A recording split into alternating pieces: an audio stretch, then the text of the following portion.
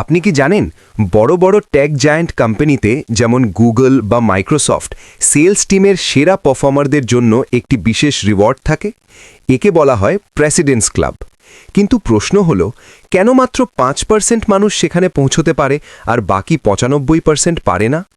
আজ আমরা কথা বলবো বব কোসেসের বিখ্যাত বই দ্য প্রেসিডেন্টস ক্লাব মাইন্ডসেট নিয়ে।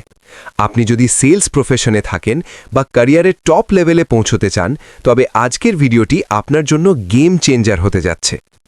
প্রেসিডেন্টস ক্লাব আসলে কি? প্রেসিডেন্টস ক্লাব মানে শুধু একটা অ্যাওয়ার্ড বা ফ্রি ভ্যাকেশন নয়, এটি একটি এক্সক্লুসিভ গ্রুপ যারা কোম্পানির রেভিনিউ লক্ষ্যমাত্রার চেয়েও বেশি অর্জন করে।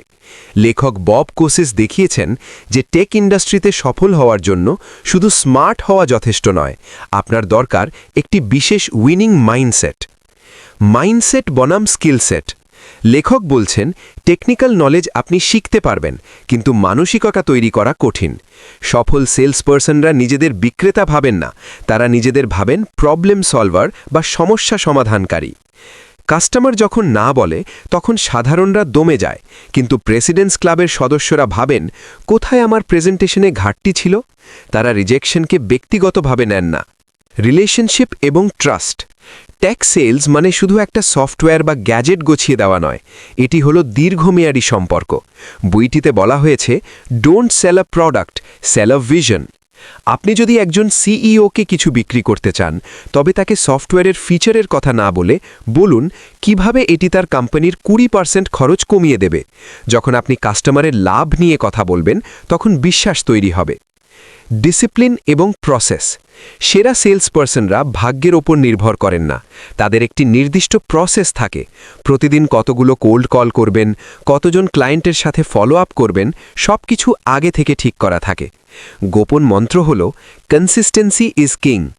লেখক জোর দিয়েছেন যে মাসের শেষে টার্গেট পূরণের জন্য দৌড়ঝাঁপ না করে মাসের শুরু থেকেই শৃঙ্খলা বজায় রাখা উচিত।